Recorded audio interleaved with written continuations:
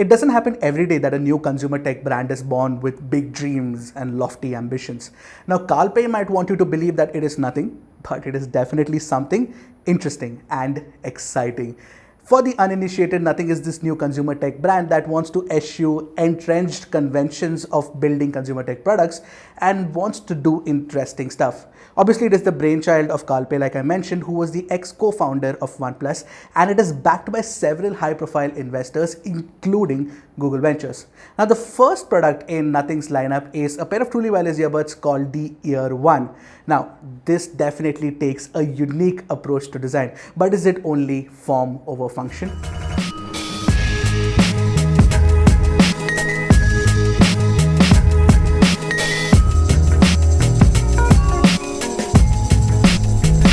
My name is Arshad, you're watching MySmartPrice, and I'll give you the answer to that question in my detailed review of the Nothing Ear One, and of course compare it against its very immediate competitors.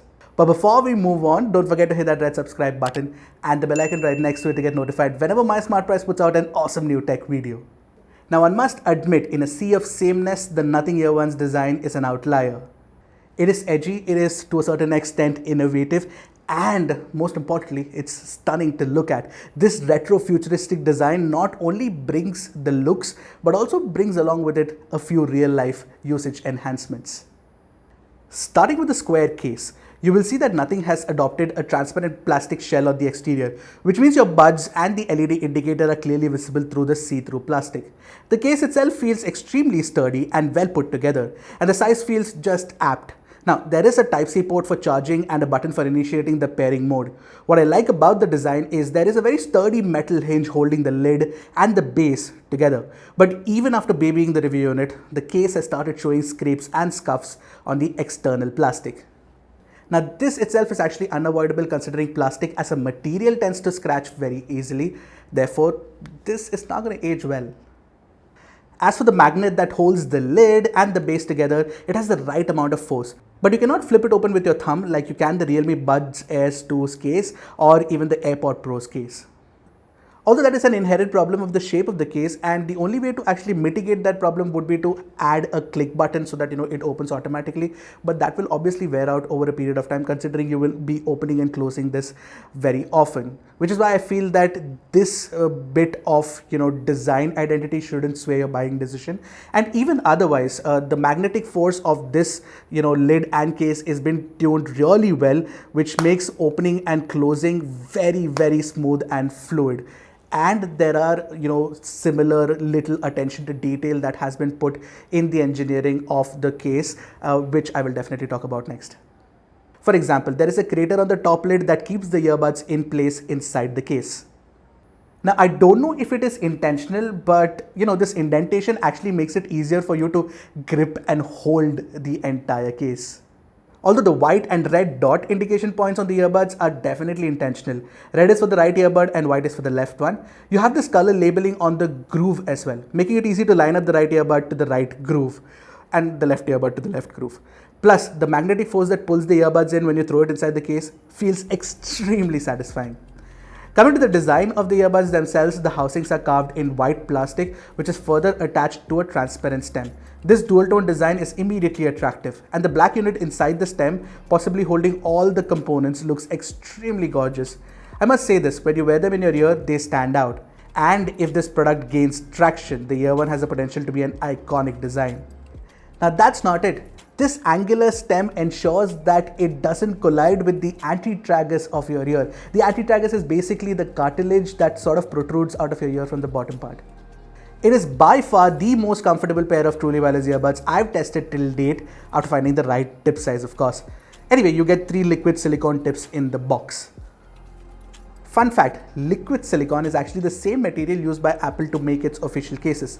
Once you find the right size of the tip, for me it was the largest one.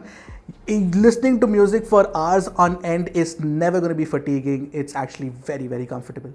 Now, if you've come this far and if you are enjoying this video, don't forget to hit that like button and maybe even comment below so that the YouTube algorithm can recommend this particular review of the Nothing Ear One to more people looking for a review of the Nothing Ear One. Now, what is also great about the design of the stem is that it is flat on the outside, making it very easy to actually do touches and swipes when you want to control the music. Now the controls include double tap to play pause the music, triple tap the left earbud for the next song and the right one for the previous one, tap and hold to switch through the transparency, normal and noise cancelling modes, and finally swipe up and down to increase/reduce the volume. Of all the controls, you can configure the triple tap and hold gestures to your liking. After a couple of firmware updates that have already landed on our device after we got it, the controls have been pretty responsive, no complaints whatsoever. But the automatic play pause function is not as responsive. It was pretty iffy and probably needs another software update before it can perform optimally. Also, while nothing claims that there is support for fast pairing on Android, it hasn't reached our units yet. Maybe it's coming soon because generally that all of these certifications take time. If that happens, I will let you guys know in a comment section below. Now the app is well designed and intuitive. You can see the dot matrix text just about everywhere. Nothing is very open to customization on this app. You can even change the color of the LED light if you wish. Even something as simple as changing the equalizer setting has been simplified to make it easier for more people to understand by labeling it very casually more treble and more bass. Plus, there is this really cool Find My Earbud feature that plays a loud sound in your earbuds so you can find them provided they are in Bluetooth range. Overall, I feel that the Nothing Ear One's app design is possibly the best one out there. It might not have the feature set of a Realme Link or a Galaxy wearable app, but there's still time to add all of those features. But I did notice one thing. The app is called Ear One. Does this mean that Nothing is going to be adding individual apps for all the products that they launch in their ecosystem? I sure hope not.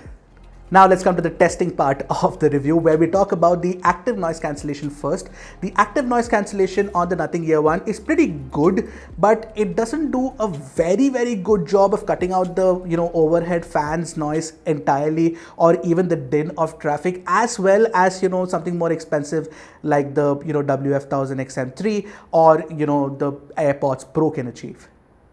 But yes, the Ear One definitely has class-leading TWS ANC performance if the class is defined as products under rupees 10,000. In comparison, the Buds Air 2, Oppo Enco W51, Oppo Enco X, and many others in this price category that I actually have tested with ANC do fall short compared to the Nothing Ear One. As for the transparency mode, the Nothing Ear One does sound pretty natural and not very robotic, which is something that is a problem with transparency modes on many other earphones, including the Realme Buds Air 2. This one is pretty decent. So finally, coming to the part which I absolutely want to talk about is the sound signature, and I'm really happy to report that Teenage Engineering's sound tuning does do wonders for the Nothing Ear One.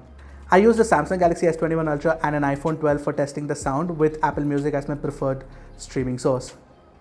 The Ear One's 11.6mm graphene drivers with support for SBC and AAC codecs do offer a balanced tuning.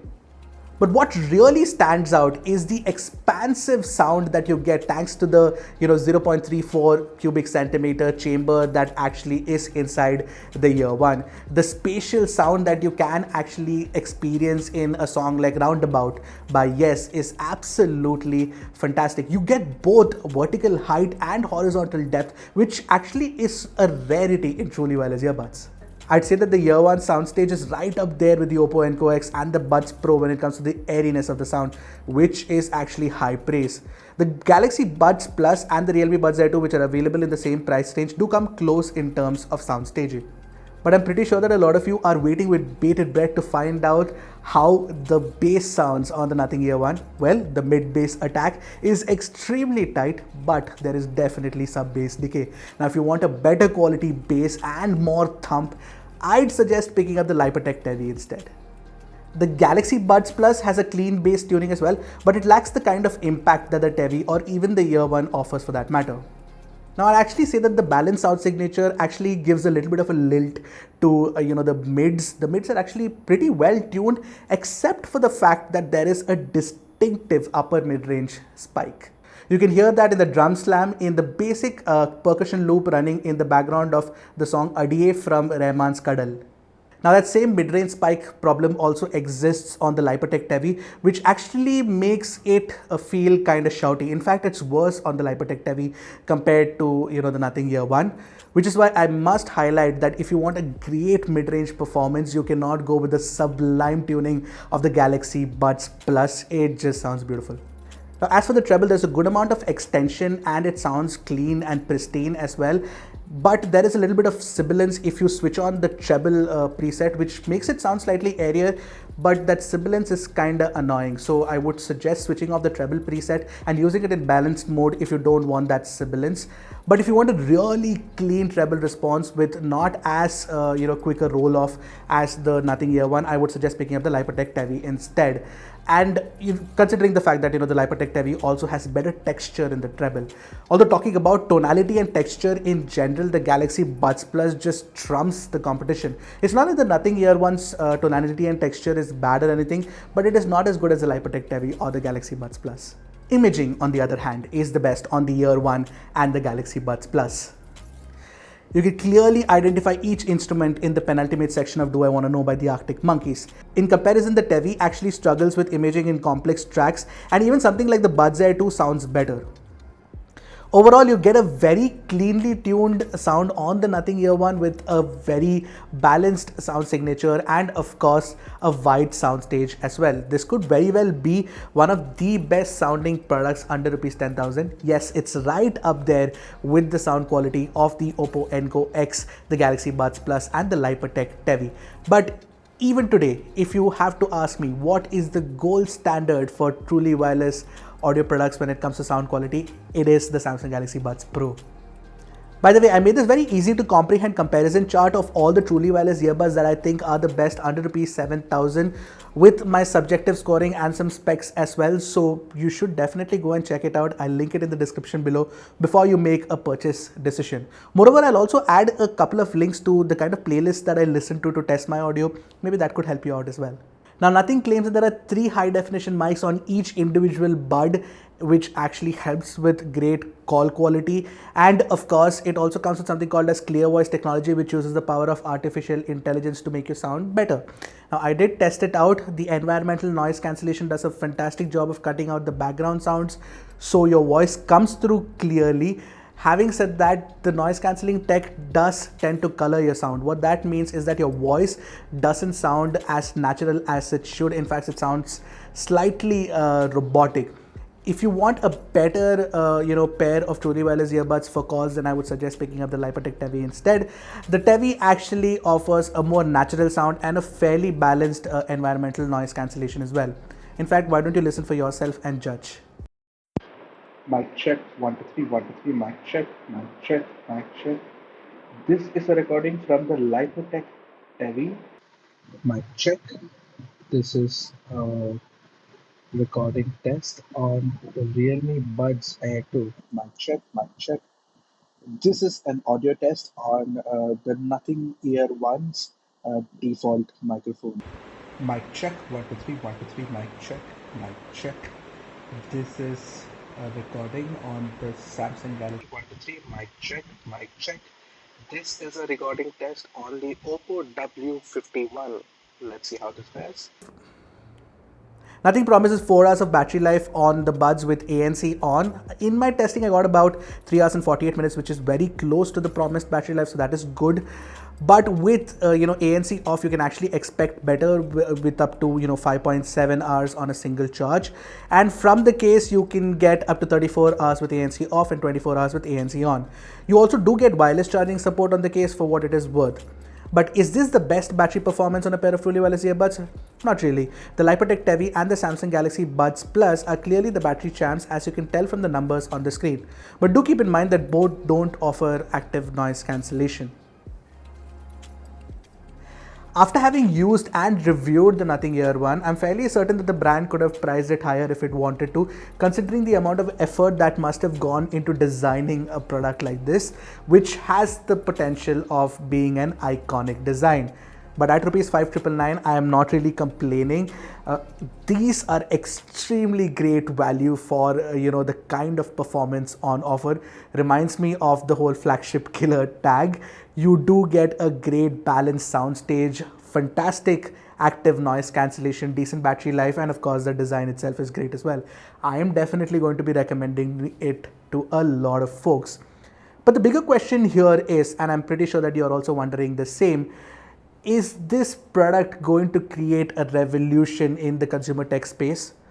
maybe not so soon, because generally a revolution needs some time to build up, which is the most important thing. And this is also Nothing's very first product. We have to give it some more time before more products are introduced, and that ecosystem is created for the vision to be realized and for us to actually judge it. Anyway, with the evaluation of the product and of course the brand out of the way, let's try to find out how the Nothing Ear 1 compares to its immediate competitors. Now, the first product that came to my mind was the Realme Buds Air 2. Now, at rupees 3299, this is definitely far more affordable compared to the Nothing Ear 1, but it offers the same kind of features that the Nothing Ear 1 does. But for all that, ANC glory, and of course the fact that it has got a very polished app in the form of the Realme Link app, it doesn't sound as good or even look as good as the Nothing Ear 1, which is why I would recommend this or Nothing Ear 1 if you can actually afford it over the Realme Buds Air 2. But yeah, I mean, if you don't have the money for the Nothing Ear 1, then go for the Realme Buds Air 2. Now, the second alternative that came to my mind was the Oppo Enco W51. When these launched, they were reviewed very well, primarily because these were the most affordable pair of truly wireless earbuds with active noise cancellation and offered a fairly good sound at that time. But they've not aged very well. In every single parameter, the Nothing Ear 1 is better than the Oppo Enco W51. Now, with the price of the Samsung Galaxy Buds Plus dropping drastically, it also makes for a great option, especially considering the sound quality is really, really good on the Samsung Galaxy Buds Plus. So much so that I kind of prefer it slightly more than that of the Nothing Ear 1. Having said that, you do not get active noise cancellation, and the quality of the app, the design of the app is not as good as the Nothing's app either. Plus, you don't get the kind of design that you have with the Nothing Ear 1. Plus, the passive noise isolation is not that good either. Therefore, it doesn't bode well for the case of the Buds Plus. I think between these two, I'd easily pick the Nothing Ear 1. Now, the final product in my comparison is the Lypertek Tevi, one that I absolutely loved when I reviewed it back in the day. But at that time, it was a breakthrough product with the kind of sound that it offered, because none of the earphones at that time offered this kind of sound. Plus, you got excellent battery life, which continues to be true even today, and the mic quality, which continues to be true even today. Having said that, sound quality is better on the Nothing Ear 1 now. I feel that the sound quality hasn't held up well. Plus, the Nothing Ear 1 is definitely far more comfortable, which is a very important factor. The fit and comfort is a very important factor when you're choosing a pair of truly wireless earbuds. Therefore, the Nothing Ear 1 is better than the Lypertek Tevi. So that was my full, detailed, in-depth review of the Nothing Ear 1. I hope you guys liked it. Until next time, this is Ashar from MySmartPrice signing off. Goodbye and Godspeed, my friends.